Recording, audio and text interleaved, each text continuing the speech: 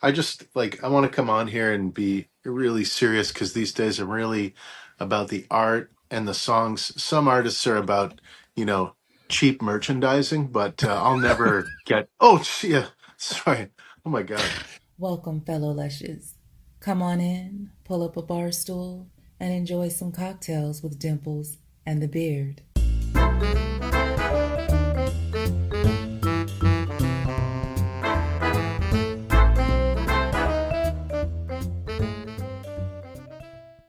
It's game night. What are we playing? Uno? Boring. Monopoly? No way. I hate that game. How about FU? How about FU? No. FU the game. Oh, yeah. Okay, that makes more sense. FU the game is fast, brutal, and easy to learn. No rules, no setup, just chaos. That's right. Every round, somebody's getting screwed. Trash talk is a requirement. Perfect for game night, parties, or pre-drinking with friends. You're not afraid to lose. So skip the boring games And play FU the game. because every game night needs a good FU. Oh, Billy Corgan? Billy. I hate that guy. I hate that guy. Hot take. Smashing Pumpkins suck. I never was a big fan, but he seems like he sometimes I'm like, just shut up and let your guests talk. Wait, hold on. Hold on. Whoa. Pump the fucking brakes. Jesus. Got another hot take, do you? You're watching that fucking that person's podcast? When I like the guest. Garbage. You know what? We weren't going to stop this at 300, but that man pushed me over the edge. Welcome back to another episode of Cocktails with Dimples and the Beard. He watches Billy Corgan's podcast. Taverns open. Thank you. Let me crack open. It when I like the guest, but it's like sometimes he'll ask and then he's got these points and it's like he won't let them go until he says every one of his points, and he won't. It just bothers me. I'm like, he's another narcissistic bald guy who has to get his words out. Like maybe like the biggest podcaster in the world. Maybe it's something about a guy with a bald head and maybe the bald a head. big microphone in front of Is him. that bad? No, I don't. I'm just kidding. I'm actually a Joe Rogan fan, so I think he shuts up with answers, and he'll talk on, but I don't know. Yeah. Let me know what you think. I think he just sometimes it's like, come on, I want to hear this. I want to hear Pat Benatar answer the question. You are never going to get an answer from me because I will never watch that person's podcast. I won't even say his name again. I hate that guy. I've ranted about that guy so many times on this podcast. Yeah, I know, because he started a podcast. Yes. What is he? He's a billionaire. What are you doing? Save it for the little guys. Let us have the scraps, dude. Not that I think Smashing Pumpkins revolutionized music. I don't think they suck, but they're not great. But I don't have that talent. I certainly am never going to write a song that's going to get played on the radio. So I don't know, the way you're boasting about your guitar skills, you might. Oh yeah, I could. Ooh, baby, do you know Is that a okay? What make heaven know? Anyway, can I talk about my drink now? Do it. I am back. Rah! Rah! Can of raw hibiscus botanica, 10 milligrams of beautifully hemp-derived THC. Thank you, Ra. You were one of the OGs. We've been drinking Ra. Good stuff. For quite a bit now. I love it. And good flavors. Had to have it back. Yeah, I got the hibiscus botanica. Yep. I also got a can of passion fruit lemongrass. So by the end of this episode, I'll be 20 milligrams fine, deep. Man. I do like that one. I think that's my favorite. Yeah. I like their lemonade a lot. Yeah. Very good. Both are 10s. Double check it, because I had a 3 this weekend. These are both 10s. They do make 3s, so you wussies can, still partake in the deliciousness without. I had the 3s before breakfast. Wait, I don't. I'm not that big of a thing, whatever. We have the pleasure of having a new flavor from our good friends at Great Lakes Distillery. Roaring Dan's Maple Rum. How delicious does that sound? Made the Moon Cusser with cream soda and a little bit of bitters. How nice is that? Sounds delicious. I haven't tried it yet, but I will. Maple rum. Roaring Dan's. Well, this I love cream soda, so come on now. This drink sounded so good that normally you have the booze and I have something different, but this drink sounded so good that I was like, you know what? Why don't you make me one of those as well? So I apologize to our guest, Graven. singer-songwriter with a new album out, Geographics. I want to get all the correct information out now because there's a good chance by the end of this episode, I will not be able to say his name nor his album name. Or anything else. So look at that. He's a two-fister, but he's going on both angles. He's going to crossfade today. he's a double fist. Is that what it is? Crossfading? Crossfados Barbados. Well, it's so good with cream soda, right? Anything with cream soda gets me going. I do love some cream in my mouth. So check them out in Milwaukee. Great place. Tell them we sent you and see what it gets you. High five. I've been told a high five. And yeah, I think any of those drinks you can get down there From Keep it yourself. a whirl. And then when you're done checking them out, you can go check us out on Instagram and leave us a comment there and a like and subscribe, please. That'd be nice. Facebook and all that good stuff. TikTok once in a while out there, but you know, it's fun. Just go check us out on Instagram and Facebook. And then if you want some cool merch, backoftheroomtees.com and then search for Cocktails with Dimples Beard. Boom. Boom. You got some shirts, you got some cool merch, hats, and you name it. Wait, could say it again. Rah! Instead of boom. Sorry. Didn't make Should have sense. went with the boom. Yeah. No, you should have went with the rah. I should have went with the raw. Yeah. Damn it. Yeah. Either that or they should change their name to Boom. No, because that was her initials, wasn't it? Yeah. So it just worked out. It did. And it's a cool name to say. It is. I love going to give me a raw. It's fun. They'd be like, yeah. Yeah. What flavor? I don't care. Rawr. You basically did the same thing with Raw and Dan, so I don't. Well, that we planned that so we could incorporate the raw in and raw. No, it didn't. It just worked out that way. the most unprepared podcast out there, and that's why we're. So I did want to share. I went to a wedding this weekend. Oh, who got married? Sorry. And so prior to that, obviously you have to RSVP. RSVP, yes. And everything's digital now. So of course I said I'm going, and they said, what guests are you going to bring? And I thought, my friend will find this funny, so I'm going to bring my date, Rosie Palm. So I put her down as my plus one. Sent her off. Didn't think much of it. That was a couple of weeks ago. Showed up at the wedding, and they had seating chart. Table 15, there it was. Kevin Fitzgerald and Rosie Palm. And I went, nobody caught that? Wait, was there an actual spot for Rosie Palm? Yep. Oh, you must have pissed that bride off so much.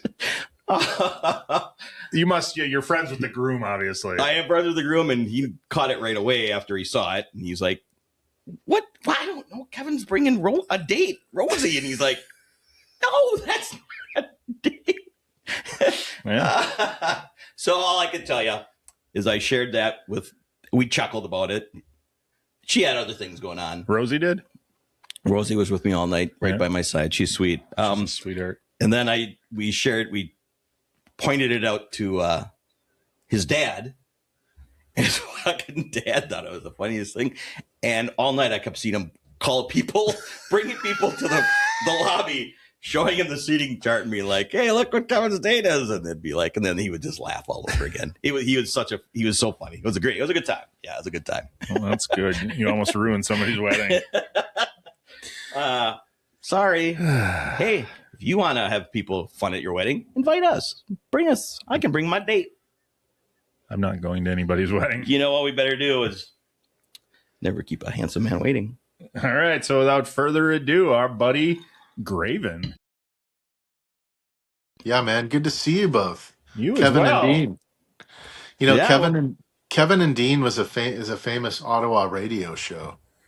Really? Two Dimples, yeah. Huh. They're very well known. I feel like we could make it in Ottawa. Yeah, you guys have Ottawa. Yeah. You both have very Canadian vibes to you. Oh, yeah? Okay. Yeah, yes. In a good way. I mean, that's a good thing these days, right? Isn't it? I don't think I'm nice enough to be Canadian, quite honest. No, you are. Yeah. Well, I mean, you've only known me for like 4 hours. Like you don't get the. I've done it for 25 years. Trust me. That's He's true. right. He's right. Yeah. I do have a giant Oscar the Grouch tattoo for a reason. I mean, Yeah, that's right. I think last time we talked about how you were a bit of a snuffleupagus, but then you're like, no, I have an Oscar tattoo. Did we? Did we? Damn, that was one of my questions. If you could be a Muppet, which Muppet would you want to be? I think I did. That's Sesame Street, not Muppet. I want to know Muppets. Okay. That's right. All right. Good to see you guys, man. It's been a while. Yeah, so welcome back, Graven, Matty, McKechnie. You've got another album coming out. You just put these things out like candy on Halloween. They're nonstop. Geographics is, you've got 7 of the songs available now on Bandcamp. Yeah, man. Yeah, it's been really fun to put this one out. And are you guys recording now? Or, yeah. Good. Yeah, it's been good to put this one out. My friend Melissa, I'd never had a fiddler or another vocalist on any of my albums, so I wanted to give this one a different kind of a vibe, and she really brought that. And but it's still my own stuff, as you can tell, and but it was I was happy how the songs came together in such a short time, but they have like a definite connective tissue, I think, going through all of them, and I was happy about that. Yeah. No, and she's a great addition. I mean, just her voice is beautiful in the background, and she has a lot of depth to the songs. Yeah. Thanks, guys. She's so great. I just I want to come on here and be really serious, because these days I'm really about the art and the songs. Some artists are about cheap merchandising, but I'll never get. Oh, yeah. Sorry. Oh my God. Wait. Let me move my beard. Amazing. There you go. We would never. That was great. We have to clip that. Yeah. Clip this for edit reasons. Okay. Clip it right on. Yep. And because of that, we'll follow suit. And I will not ask you that. Where you would go to find some cool mugs like that? Yeah, I don't know if I have any of the mugs right now. I need to make more, but you're gonna need more now. All right. For sure. I'm in. But hey, check this out. So these guys, that's a sticker for the new album. They're $5. You can get them at graven.bandcamp.com. And I did that mainly because things are expensive, and I understand life's expensive. To get an album, even just digitally, it's $25. Vinyl, I think, is $35 before shipping. That's still actually a good price. If you go into vinyl stores, a lot of new vinyl is like $50-$60. So yeah. But my Bandcamp page, people can get stuff there, and it's all appreciated. So yeah. And it is, and it's cool, and it's kind of a fun way you did it. I went and bought it the other day. We did. So I've been listening to it, excited for the final 3. So how does that come about? Did you decide which songs you're going to hold off till the end, or it seems like it's in order, but did you have any say in that? I mean, it's yours. You can do what you want. Yeah, I just, I hope he gets to pick the order of his songs. I said the wrong words. Not. I had to consult the team. No, I just, I think that the songs really, someone was asking about this the other day, because it's something you don't think about as much, just doing it. But someone was like, do you think about the order of the songs and the way that you want to release them, 1 through 10? And I don't really, but I think it's just, there's sort of a flow, and you hear, other records that you listened to growing up, and you'd always be like, track 1 was always pretty great. That's where you kick off and get people in. But also track 2 also had to be like a banger as well.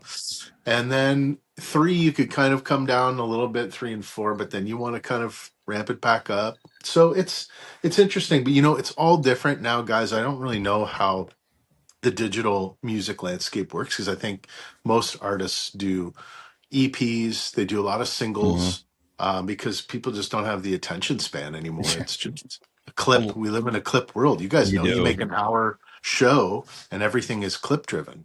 Yep. Right? So Clip that. You can clip that right there. Yeah. Sorry. No, it's so weird, because it is back in our day growing up, it was people would write a whole album. You were excited for that album. And now it's like they want to be praised for putting out one song. Right. I'm like, I know. Well, what? But I get the because we've talked to, quite a few independent musicians who that's the way they put out an album, is just to put it out single at a time, so that you continue to have buzz for the album. And then when the singles are all out, then you put the album out and, hope that people liked it enough to go buy the whole thing. That's it. And I think exactly, you want them to maybe buy the whole thing. And a lot of artists only do albums now that are about 6 songs, maybe Yeah. 8 songs max. I was doing 8 for a while, but this one, I was just like, I had 10 that all seemed to fit. And, I like the 10 plus song album. And I Yeah. was like, I'm just going to go back to it. And I also felt like they all these songs sort of fit within this travel sort of theme. Like there's a lot of songs about specific places. There's a lot of songs that are also just like a bit of a map of my mind and like a bit of a commentary at the world at large. So it all sort of fit under the Geographics like title thing It did, and yeah. under the umbrella. So yeah, it's cool that it is what it is. I got to put my coffee somewhere higher so I don't keep going down out of frame. So. Oh, Who what do I have? who came up with the album artwork concept?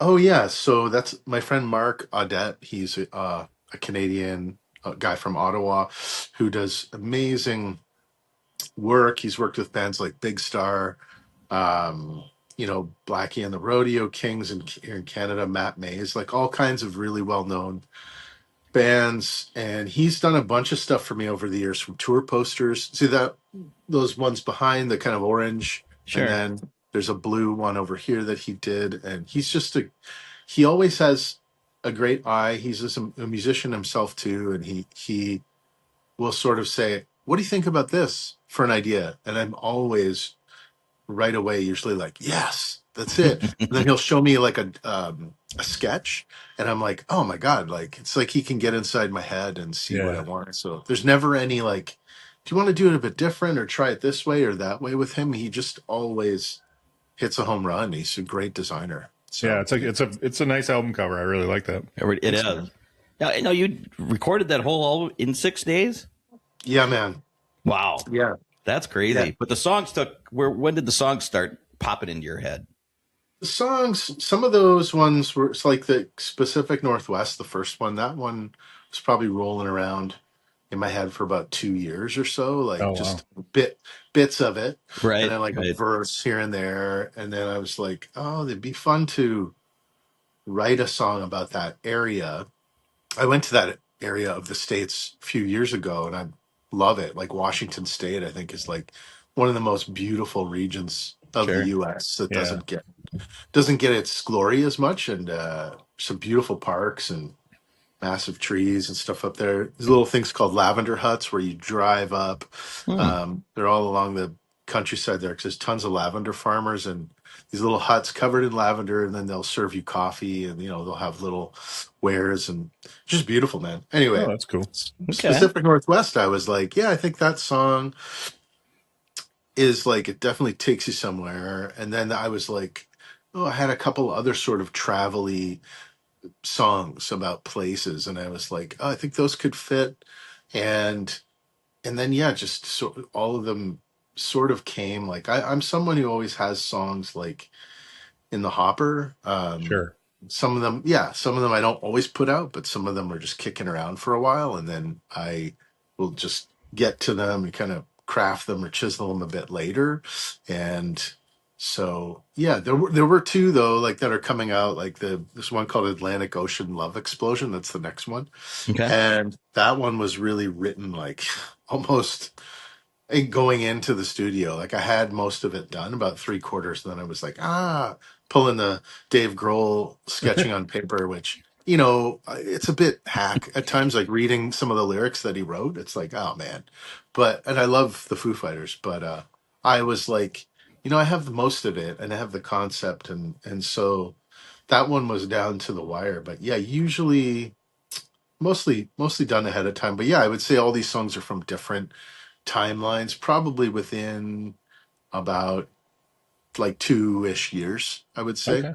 I think for most people writing albums, it's probably about the same time frame. Like they're kicking around these songs for a while and then they just start sort of making the quilt, come together. Sort of thing. Well, you definitely travel a lot, so I can see how you get, a lot of this inspires you because of the travel, and it makes sense when it came out for you because of all the traveling you do.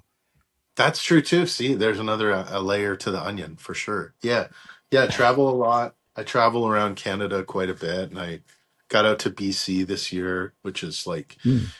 in all of the world one of the most beautiful places. It's insane, and yeah, it's I am lucky to travel. I think get a lot of inspiration from that, but it's also there's like different layers to the travel too, and there's a lot of like mental heaviness and yeah, there's lots of different themes that all seem to like weave together and yeah, man, I'm glad you guys like it. You were so one of you was sending me a note earlier saying Lakehead is playing in my ears Yeah, right now. Right, I right. was listening to you as we were messaging. I was listening. So Oh, cool, man. yeah, So quick, go back to the 6 days. Was that planned? Like you had 6 days, or For did sure. it just work out that you crammed? That seems like a short amount of Yeah, time for 10 songs to put together. for sure, man. Yeah, sorry, I completely glazed over that. I No, you're uh fine. I the 6 days is kind of like in the past, this album Simple Complex I put out a couple of years ago, that Mm-hmm. one was about the same. Like it was about a week and that was 8 songs. So you're going at the pace of almost a song per day. yeah. But with this one, six days only and 10 songs. And Melissa, who added all the fiddle, all of Mm-hmm. her vocal parts, she could only do that during the first 2 days, and then she had to go. Oh wow. So it was Oh, really like kind of balls to the wall, and then we got her stuff in, and then it was like, okay, now we let's get some drums on there because we played everything to a click track so that it would be like rhythmic.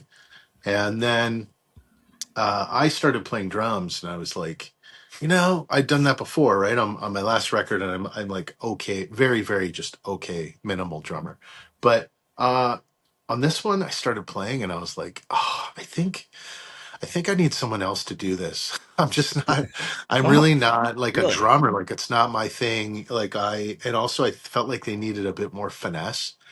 Okay. And I can play very basic drums, like, on a metronome. But I was like, this album, I feel it needs something more. So I had two session drummer friends, Jamie and Jordan, who live in Halifax. And just luckily, I didn't even plan it. They just happened to both be free, so Jamie did 2 songs and Jordan did about 5 or 6. Oh well. So, and I did one that stayed in, and then I think there were 1 or 2 that didn't have any drums. So it Okay. just worked. It worked out in that way. And yeah, the 6 days was kind of insane. Like I'm going to say at the end of this one, being like 49 this time in the studio, the oldest I've ever been doing something like this, I was like, I was pretty fucking. I'm tired. I was like, Yeah. I think that I need to give myself more time next time, but also, you know, not be so like hardcore. There's a bit of me. I think that's how I started doing music, and so my friend Charles, who I recorded with, he is someone who inspired me even when I was like 25, and I did like a bunch of songs with him in Halifax, like 14 songs in like 2 days. That was Oh the first wow. time I ever recorded. But I mean, they're not very good. You can hear them, Well, but I mean, they're okay. debatable. But that's how I started. So I think Sure. that is still like in my brain in terms of like, for me, I don't like recording over a long period of time because for me, then I get lost in the sauce, and then I become very like in the weeds about everything and sort of nitpicky, and I'm like, Sure. what was the song even about? So I think sometimes you give yourself a short timeline, the essence is really there, and then you're just like bang, you're banging out the songs, and you're like, okay, we're done, that one's done, on to the next one, let's go, and we could come back to it later if we have more time. So that's that sort of thing. I like working with a deadline, and I think I've seen some musical documentaries where deadlines seem to bring out the creative juices in people, I guess. Sure. So works Well, for it me. Yeah. almost it almost seems like then you're set to go with your instinct. Right. This is the instinct of the Yeah, song that I originally had. I have too much time. I'm going to tweak with it and tweak with it and tweak with it. that's it. Is it really what you wanted to begin with? That's it, man. I think there's a lot of artists who tweak, right, all the time. Like I Yeah. just heard an interview with Matt Damon, and he said the same thing about a script. He was like, the script I got for this movie, it was so great, but then I was like telling the director, I was like, I have some ideas I think I want to bring to this character, and I was making all these notes and changing stuff and changing. It was weeks and weeks of that. And then he's like, then I was like, I don't think I've lost kind of what this character is about or even what Right. the story is about. So he's like, I need to go back, just re-download the original script before I touched it. And he read it. He's like, oh, it's perfect. He's like, I didn't need to touch it. It's I saw exactly that. Yeah. perfect on the page. You know, it's like, I think that's with songs, sometimes it's all there on the Mhm. page or it isn't. And I think that's the beauty. And when you fuck with it too much, you can risk, yeah, the Like when the when end you say result. that, I think of Axl Rose and Guns N' Roses, how he fucked with it and fucked with the songs, and it took years for albums to come out because he just like wanted everything so perfect. And I think everybody's like, I'm out of here. You didn't love Chinese Democracy? That album, that was the one. Yeah, that was Well, one everyone loved it or hated it for sure. Yeah, I think more hate. Yeah, yeah. What was the other Did one? Spaghetti Incident or something? that's a great Spaghetti? album. Now, the Spaghetti Incident, did that have November Rain? No, that No. was Use Your That was good. Illusion. 1 and 2. Oh, Use Your Yeah. Illusion. So those Spaghetti were Incident was like B-sides that The got alt left B-sides. over. Yeah. that's No, I like right. that one. Yeah. Was Use Your Illusion still? That was like a big album for them. Still. Oh yeah, one and Yeah. yeah, that was probably their biggest album because 1 and 2. Yeah, they Yeah. yeah. that was their sophomore albums, right? Right, right. Yeah, I remember not even being a big Guns N' Roses fan, and that video came out for November Rain, Right. and Yeah. I was like, I don't really like this song. I never, me and Axel's voice, it never really connected. But then that scene in the graveyard where Slash is playing the solo, I was like, Sure. oh, this is pretty cool, man. Yeah. I changed my tune. I was like, oh, that is a pretty fucking wicked solo. Like, It objectively. is. Yeah. So here's my experience with Guns N' Roses. When Use Your Illusion 1 and 2 came out, they were supposed to come out whenever, like this date, January, right? I don't know, it doesn't matter the exact dates. Then they announced their tour, so we got tickets. Yeah. And by the time we went to the show, the album still wasn't out. So we went and saw them, and the albums still weren't out. They were like released a week after the tour started, so we didn't get a chance to listen to any of the songs before we went and saw them. So it was goofy, right? So Yeah. that's because Axl was still fucking with it, trying to get it right. Yeah, I think that's a real tendency, and I know a lot of musicians who have taken like 4 or 5 years to put out an album. And for me, Wow. I think that at that point, just for me personally, I would just be like, I don't even know what these songs are about anymore. Like, I want to connect to them, you know? Yeah. Sorry, Brent, what were you saying? No, that's all right. I would just be so frustrated with the process Yeah. that I would just lose the love for the art that I'm trying to create at that point. Like you're just putting too much into it. Yeah, I think that's it. Too much into it and too much headspace. Like for me already with an album, and this one really did that for some reason. It's already a thing where it's like a kraken beast that's just kind of thrashing around in the waves inside of me, like before I put it out. And so I do actually fuck with it quite a bit, and I do some mixing and I add in some parts. But from where you would hear like the original mix to the end result, it's not changed that much. Yeah. Like there's different sort of colors and textures that get added in, but you'd be like, oh, I can see, yeah, it sort of still has that original vibe. And yeah, it's a lot. Like it's a lot of emotional and mental real estate, listening to your own songs and like wanting to get them right, wanting to put them out to people. And then you eventually get to the point where you're just like, fuck it, I just have to put this out. And I'm happy. And then you're happy to not be the only one listening to it. You're like, however, Oh, that's a good if point, people yeah. hate it, if they love it, it's just out of my head. I'm happy to have it out of there. Right. So when I bring this next song up, it has nothing to do with this fucking part because I think it's a beautiful song. But it seems like the raw song on the album and then is Looking for the Light Behind Me. Yeah. And was it intentional not to have Melissa on that, or did I miss her on that song? Yeah, she's not in that, but she does a little bit of violin like in the choruses. But yeah, like that was just a song about my daughter, driving around with her. It was kind of like my version of Two of Us, that Beatles song. Sure. Yeah, that kind of vibe of just driving around, but also like, in the existential weight of our times too. It's like my 9-year-old kid does provide a great sense of relief, in that sense. And we'll just go driving, and it's like we're doing whatever we're doing, we're just in the moment together. Beautiful, And yeah. yeah, it's a great. So I think that was a bit intentional when I was recording that. So with Charles, the engineer Mm. and kind of producer guy, we did an acoustic track, vocal, and then he had this pump organ where you can kind of hear it squeaking in the background. It's just kind of Yeah. playing one note. Yeah, and that thing is from the 1800s. It's from like Wow. Bowmanville, Ontario, and he's like, it's completely out of tune. So what you have to do is like patch it. He's like, I'm going to play this one note, but then I'll patch it into the computer after, and then we'll retune it in the computer. So it's wild. But then it comes out and it sounds pretty cool. Yeah. That was it. So it was like voice, 2 acoustic guitars, the organ. And then after we did that, he was like, I think this song's done. I don't think I need to touch it. And I was like, yeah, I think you're right. Like, it is kind of a basic song, and the vibe and the feeling is there. So yeah, I think it was kind of intentional to not, again, not just what we're saying, not fucking with it. I fully was like, I'm just going to leave that one how it is.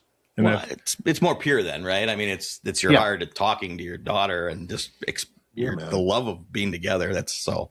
I think it's cool that way. I was going to say, I assume that's your daughter's voice at the beginning of the song. Yes, yeah. So how much does she love being on Dad's album? She loves it, and not a lot of coercing to get her to do it. No, it was really like she was so good at just. She had this little music box, and that's the thing that was playing. Mm-hmm. And that was a bit, semi-staged, but I was like, oh, that's cool, Sloan. I was recording it with my phone, and I was like, okay, wait, do that again, but this time just say, hey, Dad, check this out, or something like that. And she said it obviously like perfectly. And Charles, in recording that one, like I just sent him the voice memo, and he patched it in. Nice. And he was like, yeah, there's something about a kid's voice that is just so cool. Like it's very, you can tell hearing it. It's like coming from a child, and it's like innocent. It's still got that, like, I don't know, less existential weight to it. So yeah, it was cool how that song came together. And Sloan, that's one of her faves. She loves it. So I was like, yeah, I can imagine. Cool. It is cool. It's a great feeling as a dad, right? We have to, it is, and we have to try to not cry this time, all of us, because last time we were all crying about being dads. You two bitches were crying. I didn't. Dean cry. was not. Yeah, that's right. I admit it. I was. I'm in. Yeah. No, I might have cried. I don't know. You and I have a daughter that's pretty much the same age, and that's so right. we have very similar. Yeah, some very similar things in that aspect. So I might have been. I don't remember what we were talking about. I get a little teary about the girl once in a while. So I think you said you. I think you said you had your age, that age of your kid. So there you go. God. Yeah, Dean. I think Dean, Kevin and I were crying, but you just said you had allergies. Or something. Yeah. Both my eyes are watering at the same time. Yeah. Speaking of that, you're talking about driving around with your daughter. Who controls the radio in your car when you two are driving around, and is it all you music, or what does he listen to? She's pretty good. Like, so we don't I do listen to some stuff like while we drive around, and I'll put on podcasts or whatever, but she's very I hope not Cocktails with Dimples in the Beard. No. But I try not to play it. But she's really good. Like there's no real word that I can't say around her. Like she's very like open-minded, and it's like she hears something, I'll be like, yeah, it means this. But we talk about all that stuff, but I would say she's into her devices, man. She's 9, so she's into like her iPad, she's into whatever. So it's not like when we grew up, right, you'd be in a car and it's like, what songs are we going to put on, right? Or like, what station's going on, or what thing's going to happen. And now for this newer generation, it's like, well, they have a device or something that's going to take them away, right? So she's not really like, but what I'll do sometimes is I like to play '80s stuff. Like when Stranger Things was out, I was like, Ah, "Oh, Running Up That Hill, that's a cool song," and I hadn't Yeah. heard it in a long time. And I was like, "Sloan, what do you think of this?" And then she just really would sit and absorb it and be like, "That's a really cool song. Can you play that again?" Like, yeah. Oh, So she would sure. hear it again, and then I would do other '80s stuff because I found like there's something about '80s music that it's so unique and weird, Yes. and that she And was fun. really like sticking. Yeah, so I just try and find stuff that she's like kind of gloms onto and is interested in listening to, and then but yeah, like I'm not like Sloan, you're gonna come downstairs. Like I have my record player. We're gonna listen to all the Smashing Pumpkins albums back to back.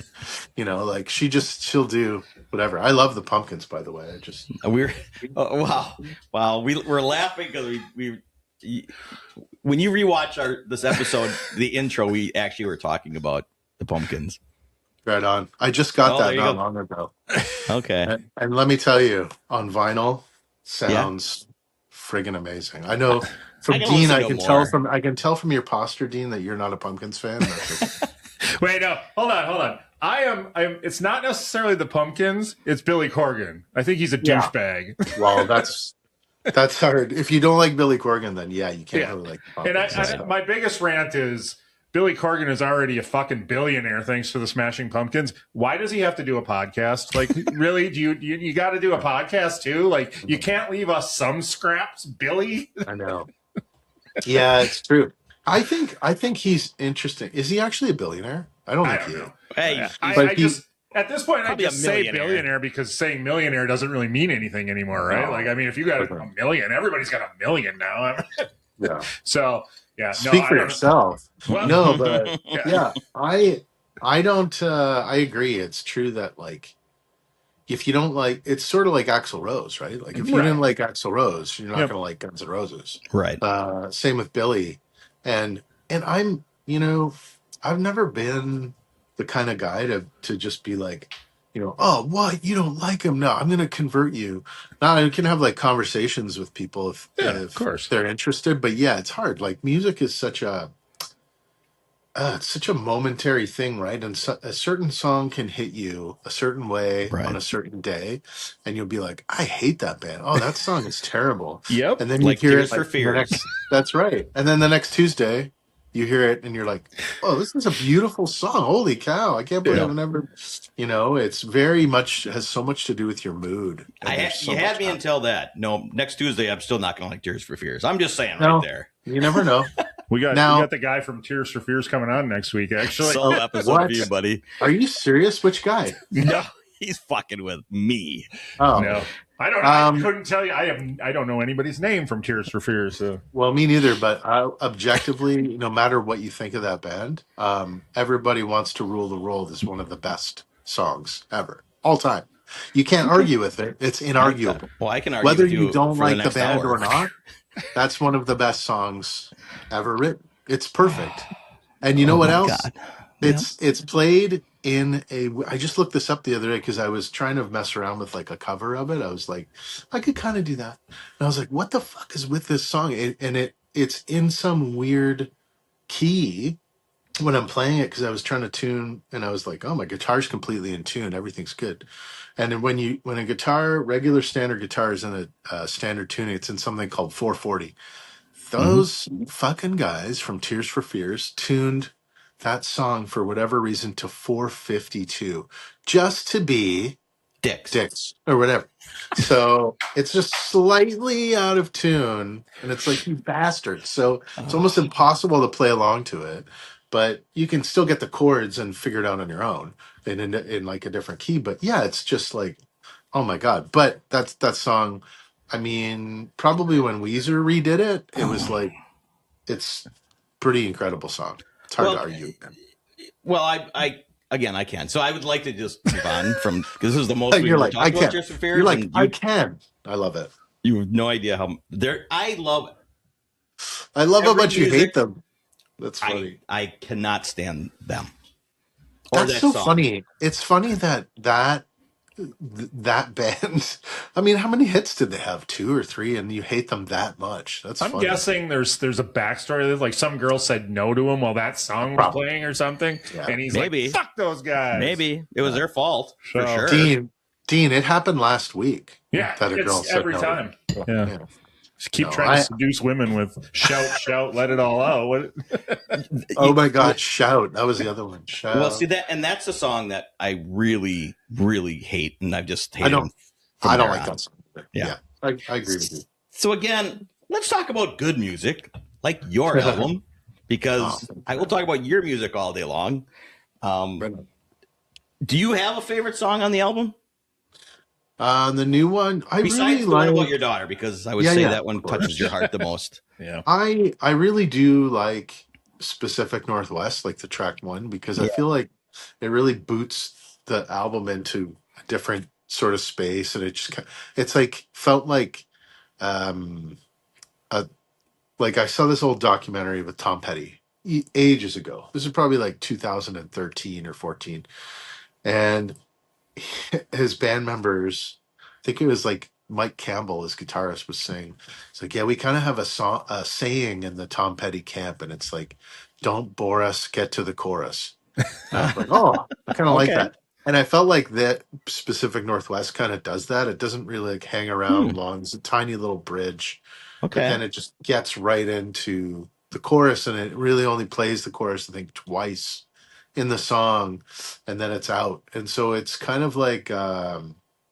it's just sort of like this coda or something that takes people into the record, gets them into this mood. And I do like playing that one live too, because it's a little easier to sing. It gets a little bit high at the end, but I do like that song. There's like kind of like a story element too. Like, It does, yeah. You guys have had friends where you're like, what happened to that guy? Or what happened to that girl? Like just someone disappeared from your life completely. Right.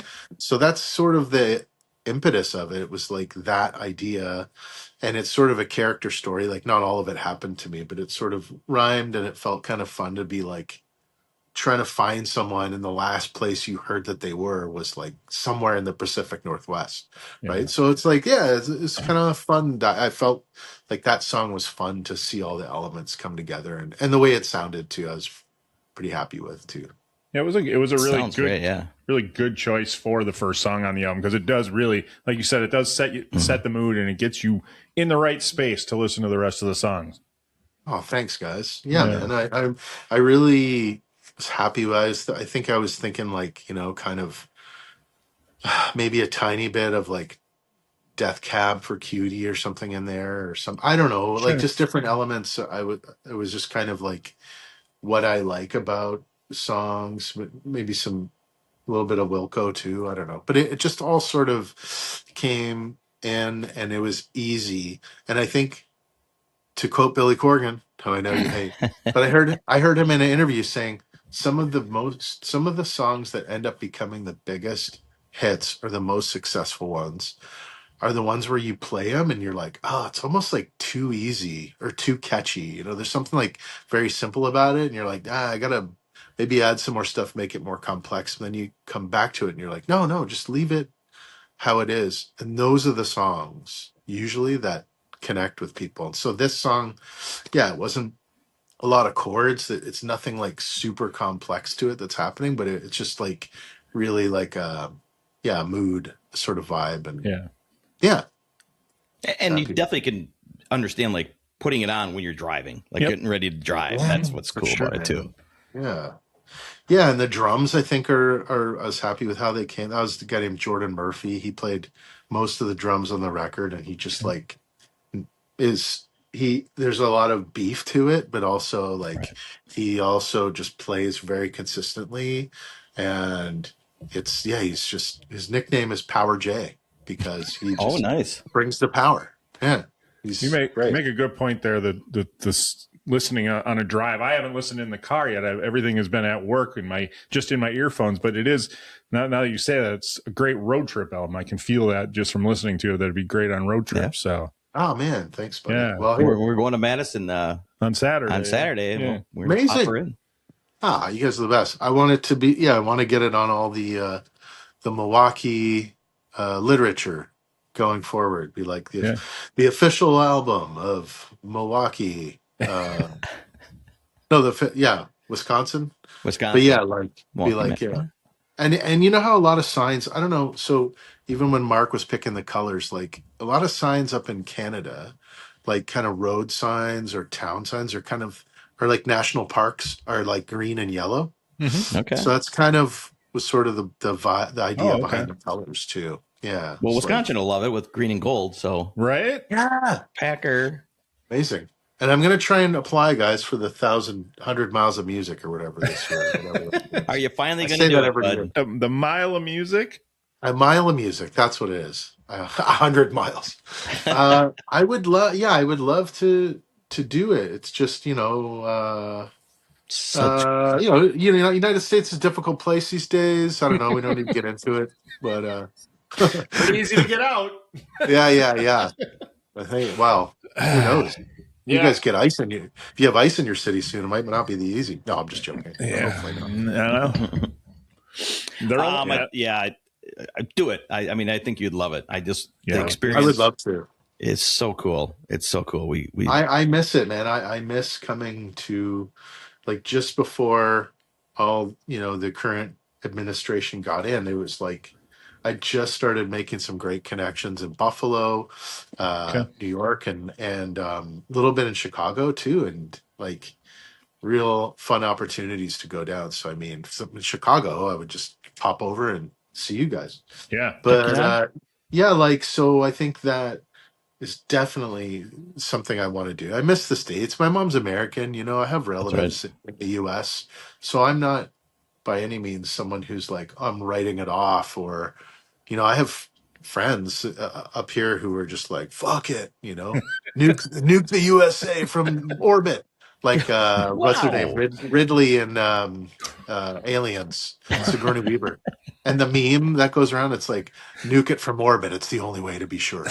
And I'm like, Jesus, guys, it's like there's good people there, all right? They're not all. It's We're not here. like he barely won. And You don't want to blow up cocktails with dimples in the beard, no, you definitely don't. right? And I mean, come on, you guys. I think if anything happened, definitely we would connect Wisconsin to Canada. We get Illinois in there too, Heck New yeah. York. California, make a pathway somehow down to California. I don't know. We'll figure Yeah, it we out. can leave California behind. That's okay. Yeah.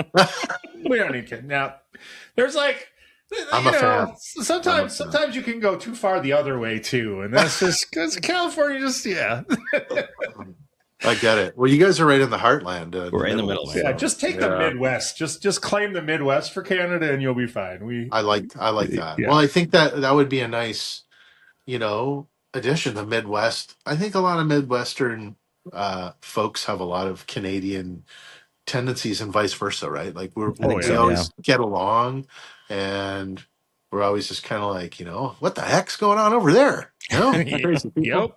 Yep. And it's yeah, I agree with you, man. I try to be pretty centrist. It's hard these days because you just get to a point, as I'm sure you guys have had this podcast, and you talk to a lot of people and comedians and stuff. And by the way, don't get too anti-Californian with all the Kill Tony folks you've had on. Jesus, there's a lot of comedy folks who love California. So don't be shitting on the Comedy Store. Yeah, we'll have the California comedians on, but most of the comedians from California will talk about how shitty California is. So or how shitty Austin is. But anyway, no, we can talk about that. But no, it's true. I agree. Like I try to be centrist, and it's hard because you get even the song Lakehead on the album. Not to bring it back to that, but it is kind of about that idea that nowadays it's so hard to have conversations with people if they have any kind of opposing views, because there's this shutdown valve that happens with people, and they're just like, fuck it, I'm out. And the conversations, you touch on something, and then they're just like, well, I'm done talking about this. Yeah. And you're like, well, what? I'm just having a conversation, and that's kind of the idea behind Lakehead. And there is some like anger to it. And I definitely am more like liberal leaning in a lot of ways, but it's just that idea of like, being at a campfire with people with all kinds of different views, religiously, politically, but you're just sitting down and you're just like, man, what's going on with you? You know, Yeah. let's talk about you instead of all this other bullshit that we end up Right. talking about. Well, that's Right? what you find is when you actually all sit around the campfire and actually talk face to face, you all have a lot more in common than you thought you did when you were Yes. looking at social media or whatever. I was curious about the song Lakehead. Do you ever worry about lyrics and getting a little too political that you might, get talked to from the other side, or do you worry For about any of sure. that?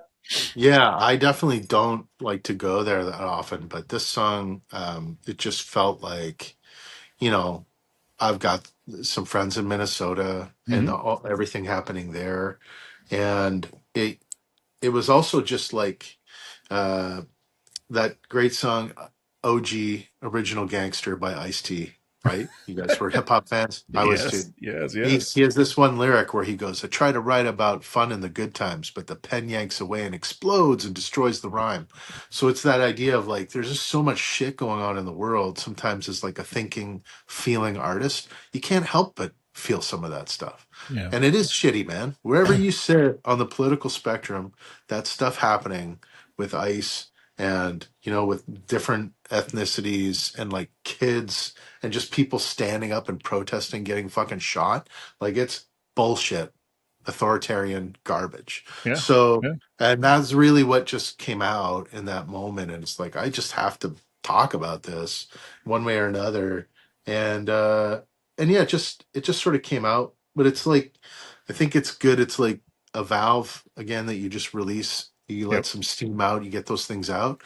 And then, but yeah, I also don't see the need personally to go online and just tirade about all that because then I just think you make yourself crazy. You Whatever do. side you're on, if you're And more sound crazy too conservative or if you're sometimes. lower, yes, Yeah. totally. And then Yeah. you're just isolating yourself and creating an echo chamber of like-minded people, right? Who just Mm-hmm. think the same way you do, and then you're not really, you know, growing or learning or anything. Back to the just having a conversation, right? I mean, it's a great Right. outlet for an artist like yourself to be able to write songs, well, whatever you want, just to get it out, right? Which is awesome. Yeah, man. But Yeah, it really Lakehead goes was back to what really, you said. Just we're missing the stop and listen to the other viewpoint and back yeah. and forth. Yeah, do you guys find so being, let me flip the script on you, but being two of my friends who live in the States, like, how is it these days? Do you find it's harder to have conversations with people around you? Is it like more heated than it's ever been? Does it feel kind of the same? Like, what's your perspective these days?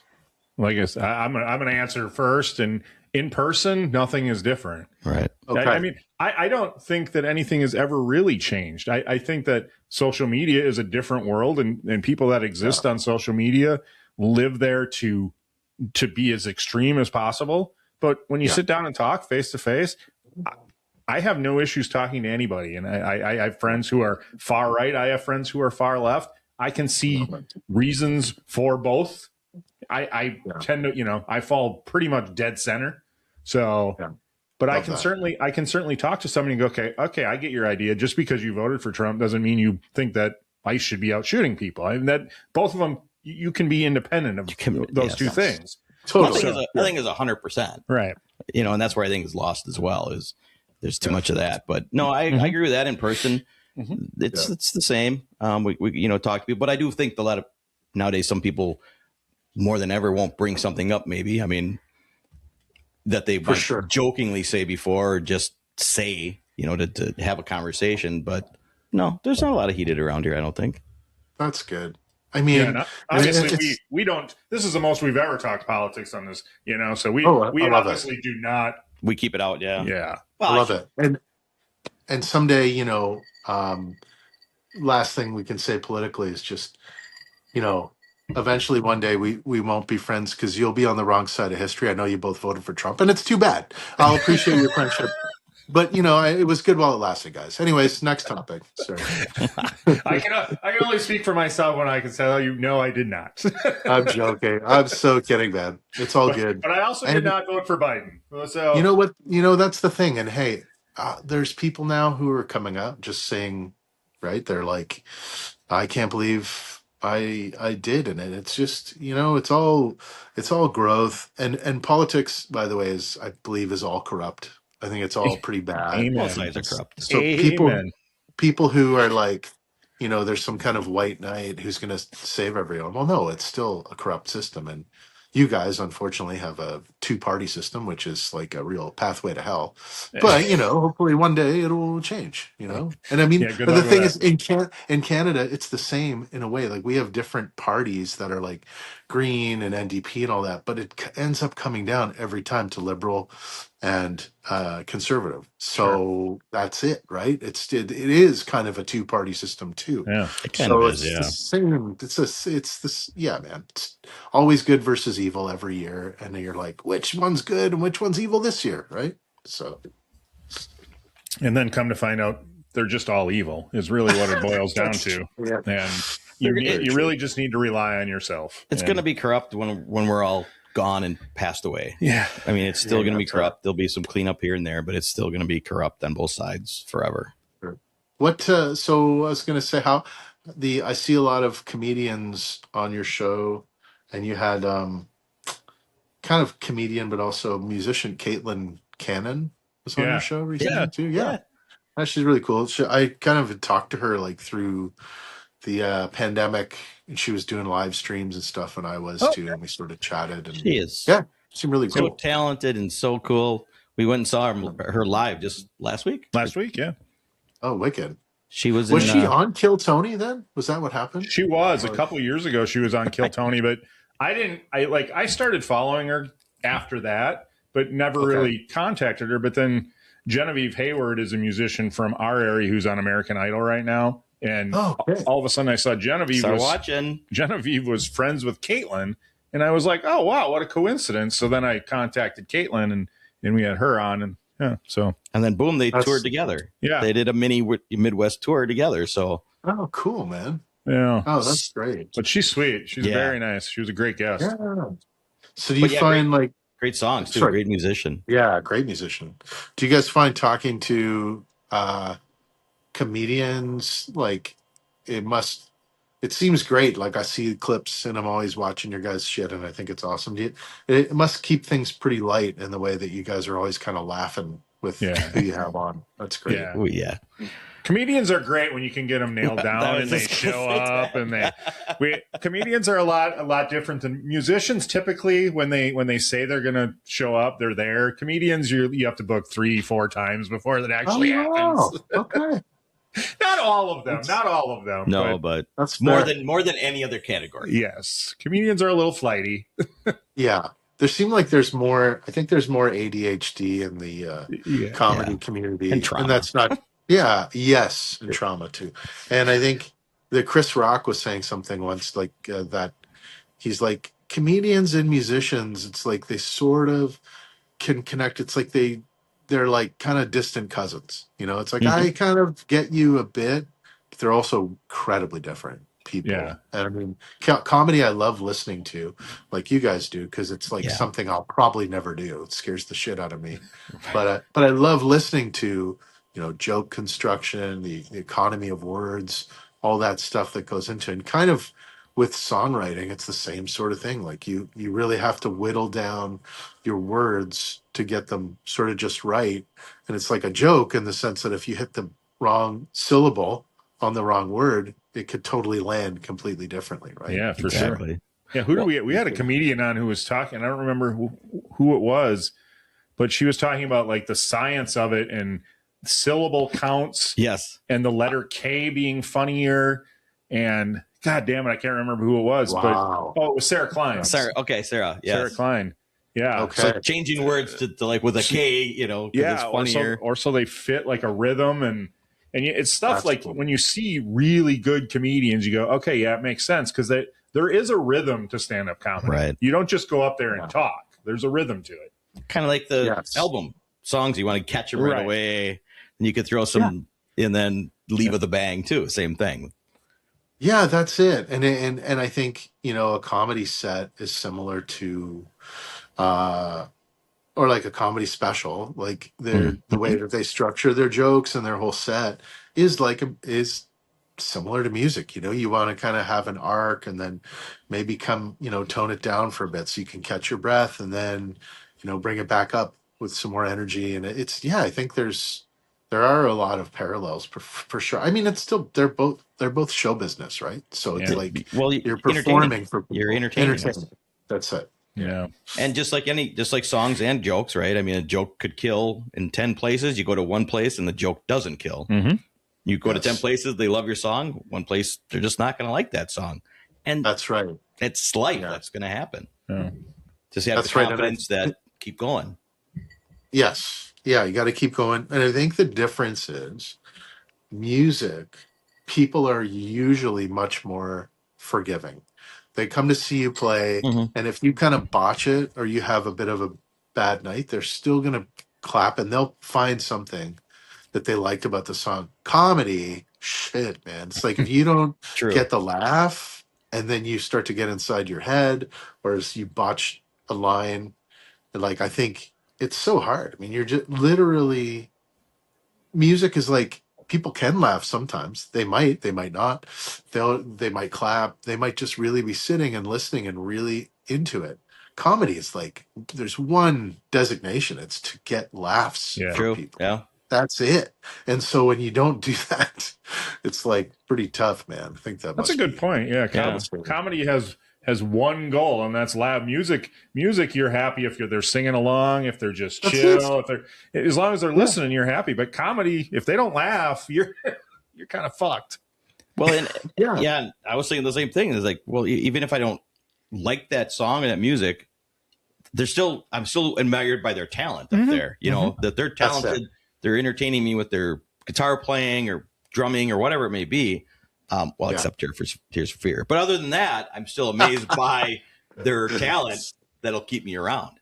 Oh, man. Listen, if Tears for Fears is ever around here, I'm buying tickets and you're going. That's amazing. I was actually trying to hold on a second. I was actually trying to get this really quickly, see if I can do it. Oh, no, that's totally out of tune. But let's try to do it. I'm out. All right, well, it's been fun. We got to go. Welcome to your life. No, I won't do it.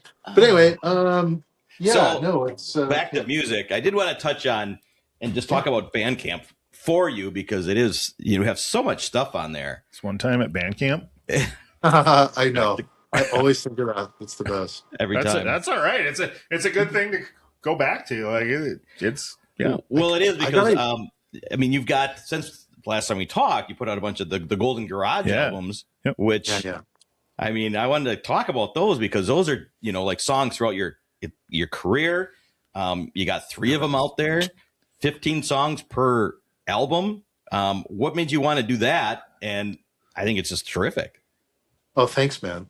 Well, the answer for that is pretty simple. It's really those Golden Garages where I saw a Canadian artist named Jim Bryson do something similar. I recorded with him in the past, but he just started putting out 15 song things once in a while, just on Bandcamp. No merchandise with it, no shirts, no vinyl CDs, nothing, to just try and offset the money you don't ever get from streaming. So that's the whole idea. It's like Spotify and Apple and all those places where people are like, listen to your album on Spotify. It's like, that's great. I'll get like 0.000007 cents in 2 years from that. So it's crazy. Like the streaming platforms are really, people use them, and I use them from time to time too. It's cool. I know that that's where people listen to music. It's fine. But Bandcamp is a way where it's like, if you want to just listen to the music, you can, or if you want to buy it, you can do that too. And I like the fact, I was just thinking about this with a friend. It's never popped into my head, but I was like, holy shit, it's true. Like Bandcamp, I think I've been putting music up there since about 2008-ish. They haven't changed the way that their website or platform looks in all that time. It's been about 20 years, and it looks the same. And it's literally just a play button. You click it. It's a website. You go to, there's never ads, right? When someone sends you a Spotify link and they're like, check out this cool song. And it's like a car insurance commercial for 45 seconds, right? Fuck. Bandcamp, there's never that. There's never ads, so it's just a music listening site. And if you want to listen, you can. If you want to download it, so I like that it's more pure. It's just like, yeah, just hear the song instead of why do I need to watch this Geico ad, right?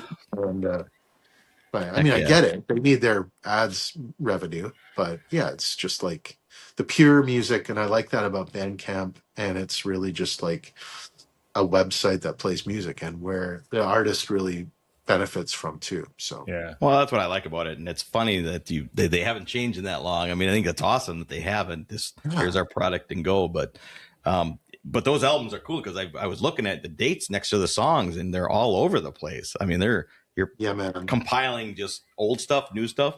That's what's cool Yeah, to me. those are really fun to put together too, not just to like Live. try and get some income, but yeah, it's fun to like go through the archives because I do have a lot of old recorded stuff over the years, and so I'll be like, oh wow, I forgot about that one, right? Mhm. Like from 2008, or this one from like 99 or something, and it's fun to just like piece it together and go through it. I might edit some of the songs a little bit or like rework them a tiny bit, but mostly they just Okay. are. It's pretty raw. Like it's really just like the idea of, well, you guys would have got this, like when you friends would be really into a band, then they would bring you over a tape of just like Yeah. b-sides, Yeah. right? And you're like, where Right. did these come from? So that's the whole idea behind the Golden Garage. Well, it's a It's good sort way of to get fun. to know an artist. Yeah, totally. You know, all that old stuff is put together for you. Instead of jumping back and forth through records, that kind Yes. of puts it right there to get to know you right now. So It's Yeah, the man. spaghetti incident. it's the spaghetti. Oh man, back to Guns N' Roses. Here we go. Yeah. Yeah, it's true. And I mean, we're gonna be slashing prices, and I don't know. Yeah, tried to go with it there. But yeah, no, it's always good to see you guys, man, and you're always very like kind to me and supportive, and I love that you're like you support other up and coming comedians. And I saw a great rant from one of you recently. I can't remember. It was real. You went on and on about YouTube, and I was just curious about if that was specifically about something, or something that pushed you to that point and had irked you, or like what that was all about. Without, I don't want you to get in trouble with YouTube. Oh, I don't but, care. No, most rants are from him. So Okay. I'm the angry one. he's the grouch. I don't know what I mean. YouTube is you talk about Spotify and for streamers, right? I mean, it's not that bad, but YouTube's essentially the same. We have over 1.1 million total views on YouTube now, and we've made $1,000. So Oh my God. it's kind of the same thing where you're like, and it's also like YouTube. Joe Rogan can put out himself in the bathroom taking a shit, and YouTube is going to show it to 50 billion people. We can put out a decent interview with an up and coming artist, and YouTube will show it to 15. That's crazy. So, And by the way, to me, Joe Rogan taking a shit is more interesting than any of his interviews. So, I mean, but that's just my own take, But I appreciate that. Yeah, it's so true. YouTube, I think, is like other platforms. It gives credence to a lot of crap, and like Instagram does the same thing. Like all these platforms do, Right. and it's like, I don't know if it's the people who pay more, they're just doing something, or like whatever you call that, geo tagging, like their posts the right way with the right words, but also you just never know too. Is it true or just a myth? I don't know. I don't know anymore. And I've used AI now to try and break the code. Smart. And that does, so we were at a crossroads. We were discussing the end of this thing, and we decided I took myself a nice long vacation and didn't think about the podcast for about 10 days and kind of came back refreshed and ready to go. So we're pushing for like 500, but I've also decided I'm not paying attention to numbers and all that kind of stuff anymore. Because that can get to you. That can drive you batty. Yeah, it for does. sure, man. Yeah. For sure, dude. Even at like and I have my little podcast, Graven Town, and a lot of the time, mostly it's just me. But it I do have guests on, and for my 100th episode, which is like not a huge amount in the grand scheme, No, but but yeah, to hit it, yeah, you hit like it. this guy, Congrats, man. That's George, awesome. yeah, thanks. This guy George Strompolopoulos, who's kind of a Canadian celebrity. He's pretty well known in the States too. He has he's very big in the music world. He was a host of Hockey Night in Canada. He was on Mhm. like Much Music, which is like the Yeah. Canadian MTV. Right. Yeah, like he was on my 100th, and you can Nice. in the stats, the spike from his it was insane. Like it's like a standalone event on the Yeah. map where it's just like you and but you know there are people that stayed, not a ton, but that found me through him being on, and it's all like this guy I know named Toronto Mike, shout out to Toronto Mike, has a great podcast in Toronto, and just like you guys, he figures that out too. By the way, Toronto Mike has over 1,800 episodes. It's nuts, man. Holy shit. Wow. He's past the Mark Maron point, which is Wow. wild. But he was saying, he's like, those little tricks, those things, and just like what you guys try to do from time to time too, they work. Yeah. And that having Strombo on, I mean, he's someone that I knew for a while, and I asked him, and you know, it was great. But I would say too, it's just like you keep going, and you know, just for me watching your guys' clips and the stuff that you put out, I see over time like there is more and more engagement. It's just like I don't know. It's hard to know what is going to break the tide, you know, Yeah. of the zeitgeist or the virality or whatever. Right. Yeah. It's really just like you're just kind of rolling craps at a craps table over and over again, hitting snake eyes until one day you hit 7 or whatever, Yeah. and it's wild, right? But yeah, I don't know. You also there's something happening too because you're still honing your craft. You guys are having great interviews. You learn how to interview people more and more the more that you've done it. How many have you done now? A couple hundred? Wait, this will be 263. 63. God damn. There you So- go. It's Well, awesome. and that's why we kind of get back to who do we enjoy to have on? Mhm. Who do we want to talk to? Mhm. Don't worry about the numbers. Let's just have a good time with our guest. And that's it. And I totally agree. I think for me, like I started getting after having Strombo on, like I've had a few publicists and people contact me who are like they have musicians or public figures that they would like to get on. But Yep. like you Okay. guys, I'm doing the same thing though, where I'm like, Yeah. I need it to be fun for me. Yes. Because Yes. like you too, I don't make money doing it. And I want to talk to people that I'm interested to talk to if I do have a guest. So I don't want to feel pressured, right? I don't want to feel like there's enough of that shit just in regular life. And you don't want to be looking at the numbers, be thinking like, how can I get to this next step? It's just like, just turn on the camera, have a fun conversation, and just enjoy it, right? Yeah. That's all you Yeah. do. Yeah. I mean, to be completely honest, I still look at the numbers. Of course, we all do. We have to. I just try to not let them bother me Let you anymore. get to you. I'm being pretty successful. I credit a lot for one of our favorite sponsors, Ra THC Beverages. Thanks for keeping me calm, Ra. That's amazing. Okay, first of all, you have a sponsor. I'm jealous. Number two, you've done 260. That's like 160 more than me. And you said you've made about $1,000 with your podcast. Well, buddy, that's $1,000 more than I've made with Graventown. So there you go. Graventown is just really for fun, and it's like I want it to be that, and just like you guys doing your thing, it's like you want it to be fun, and you don't want to like.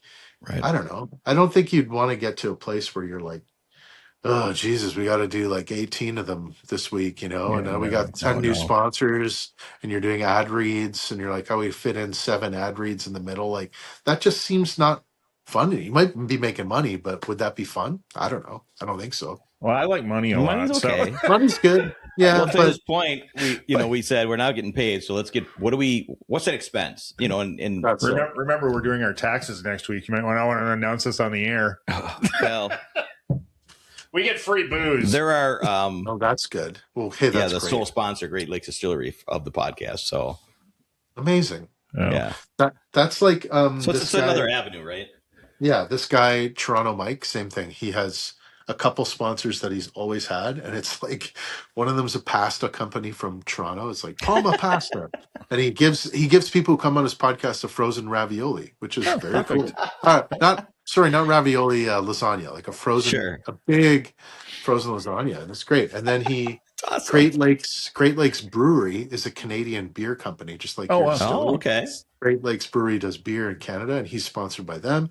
And then he's sponsored by a funeral home. So he always gives people a measuring tape from this Ridley funeral home, and it's very funny because it's like, oh, it's cool, like he's getting something from them, but it's There's an kind of avenue fun. we Like didn't think he can about. have- Funeral homes. Funeral homes. That's it.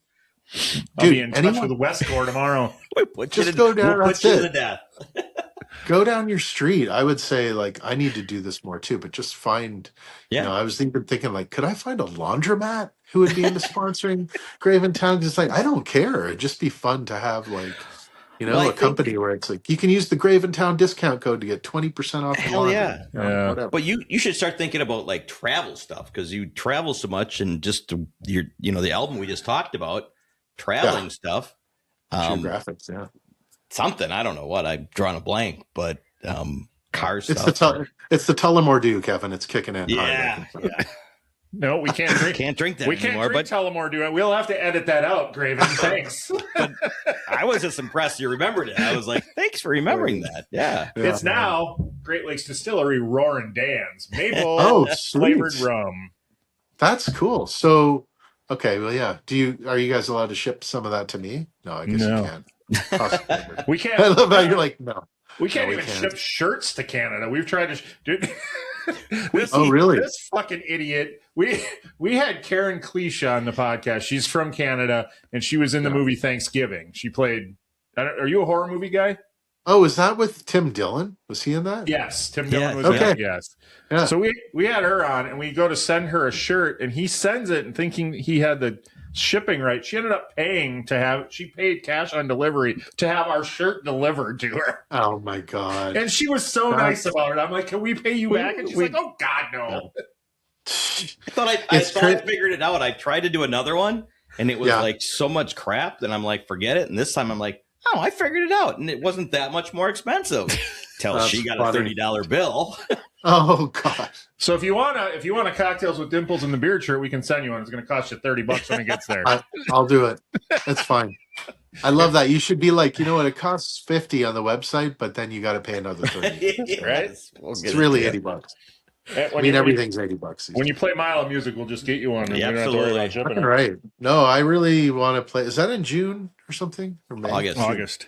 August. Oh, lots of time. But you've got to Yeah. by the halfway point, right? I think is it halfway you have to apply by?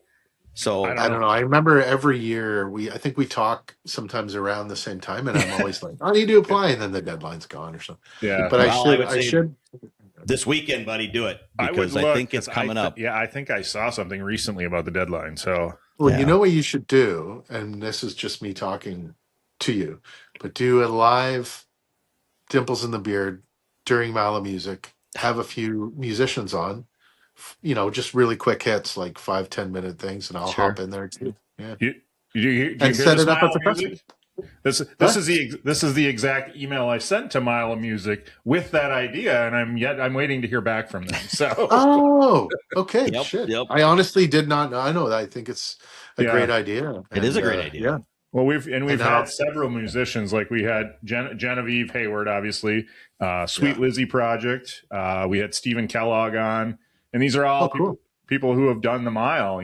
So we try to bring musicians on from the mile, and Well, guys, I haven't done the fucking mile, so let's go. there you I'm go. in. Sign, Yeah, go I check it love out before the deadline's passed I was again. going to say, as soon as we click off here, Mile of Music. I'm gonna check it, and then while I'm there, I would, even if I don't get in, I would just come hang out with you guys. And I really want to go to a Brewers game. That's like a lifelong. There you go. There, it's all can be done. You guys you're not Brewers fans. What's going Oh, on? heck I yeah, heard no. heard Yeah, very We're up in little. Milwaukee. Okay. Cool. Yeah, we'll go to a Brewer game for sure. I love Is it. there still the guy who slides down the thing into the beer? Does that happen still? He slides, but it's not into a beer, I believe, anymore. Yeah, you just slide. Can't do that anymore.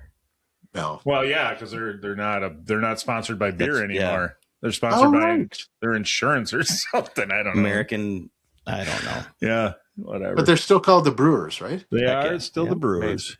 Yeah. That's good. I had a great year That's last one of year. the. This, They're a great team, man. I love Milwaukee. Yeah. Yeah. I do it. I just want to kind of wrap it up because we would talk at the beginning before you got on about I gave a little wedding story. We've been talking about Guns N' Roses and the spaghetti incident. So I'm going to wrap up one quick. You had spaghetti at the wedding Story, what not to do, because you know how you go to a wedding and Kevin's like, I ate spaghetti at this wedding, and then I barfed it up. Really weird. No, just kidding. it's possible. Sorry. At one point they were like, you'd say you'd clink your glass and the couple would kiss, right? Well, then they changed it to you've got to sing a song with the word love in it, and then they'll sing. So we were at a wedding years ago, and our buddy that got married loved Guns N' Roses. So we decided that it'd be fun. So like 5 of us stood up and we started singing, I used to love her, but I had to kill her. Which had the love in the song. She didn't look happy when she stood up. Oh, my God. And we thought it. He laughed. She didn't. So I don't recommend that song. And they're divorced now. They actually are? Oh, I don't know. Matter of fact, they're still married. Oh, really? Congratulations. But and then she was not happy with it. They're one of the few. That's like, was Dean at the wedding too and pulled No. Well, I wasn't. It was pulled actually the Will before I Ferrell. even met him, but anyways. I was probably still a teenager. I picture Dean being there with the plate like Will Ferrell at Step Brothers. He's like, I didn't want salmon. I said it 3 times. I just watched Step Brothers not that long ago. Yeah, that's probably so great. Yeah. Still holds up, man. That is God, Step Brothers is a comedy. It's a perfect comedy. I agree. Yeah. Yeah, there is. Yeah, there's few, but that's one of them. that is. Such And then a after good those movie. is when it kind of stopped the raunch. So It's true. You don't even get comedy like they don't really do comedy movies anymore. It's wild. Not really. Do some series, but not movies. not raunch like that. Yeah. I do love Bert Kreischer's new show, Free Bert. The girl who plays his young daughter, that Lilu Lang, she is so fucking good on that show. Does, yeah. She is a scene stealer. She's going to be a fucking star. Yeah. I like. Have you watched it? No, I'm not a huge fan. I don't really love Bert or Tom that much, Okay. but I get the appeal. Yeah. I just, it looks like something died inside Bert Kreischer's stomach most of the time, and I'm just like, can't look at it. But he's he's cool. He's got his things. He's got a shtick, but it's a fun show. We were Bert and Tom for Halloween a couple of years ago. Were you really? Oh, We did the fake 2 Bears 1 Cave. Yeah. They're like I really did like them and watch them a lot at one point, and then I just got to a point where Too much. Well, I'm very much the same. I don't watch them like I used to. Yeah. Same thing with Kill Tony. Kill Tony, I kind of just watching clips now. I don't even watch the whole episode anymore. I agree. It's really hard, and like Tom Segura, and Bert, both of them, like I like them enough, but when I started seeing, a documentary about Tom, calling people who follow his comedy as like poors, having much money, I'm like, not a good move. And then going on, having a documentary filmed about him and him always being like, yeah, I'm just a common man. And he's like, yeah, on this one tour, we stopped in all these different towns and bought watches. I'm like, you're not a common person. Not a common man. Nope. That's a different sort of thing. Yeah. But I think that it's hard when you see people get to a certain level too.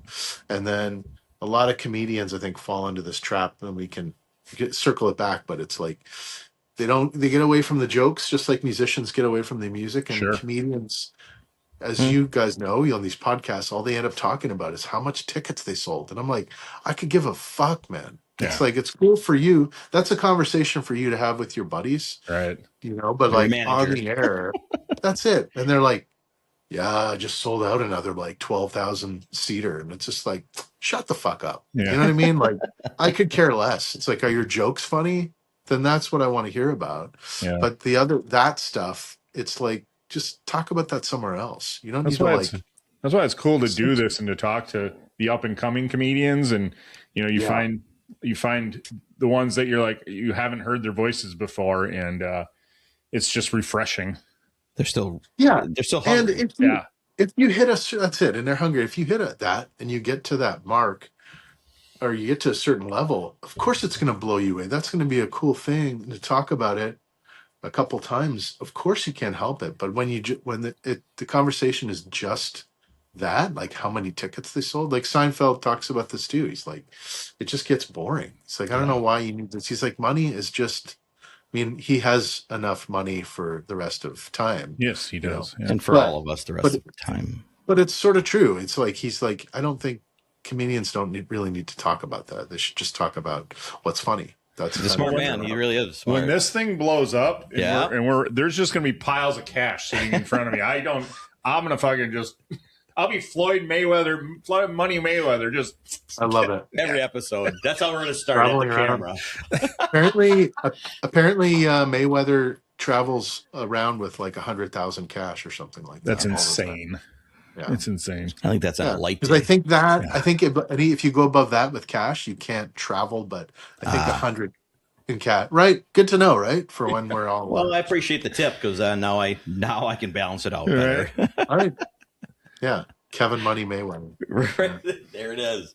Again, I want to push Bandcamp for you because I mean we love the local music, we love the music, we want the money to go to you. So please, anybody out there, go to Bandcamp first. Where else can they find you? What's the best way? Graven.ca is my website, and then graven.bandcamp.com. That's the Bandcamp site. But yeah, Graven.ca, everything's on there, all my socials, and come and say hi. And man, thanks so much for doing this, guys. I think this is like my third time, and each time it just keeps getting more fun. And you have joined the 3 club. Yeah. That's awesome. The CWA, what is it? CWATB? You bet. CWTB. What's your short form? I always see CWDATB. CWDATB 3. Yeah. I'm in the CWDATB 3 club now. There you go. I'm very happy about that. I think at 5 you get a jacket. No. No. Should have because I know that trick, Kevin. First. Yeah, you ship that jacket to Canada. I'm going to pay $30. It'll be worth it. Yeah, well, then jacket would be worth it. That's awesome. Yeah, you're like, the jacket's $60, but it's worth it. Trust me. Okay. All right, dude. It's always fun. It's always such a blast just to talk with you and listen about your experiences and your music. Appreciate it. Thanks, really guys. Appreciate it. Oh man, thank you both for doing what you do. Thanks, Kevin. Thanks, Dean. Love you both, man. Love you, brother. Love you too, man. All right. Have a good night. Night, yeah, man. you too. Right. Love you guys. Bye for now.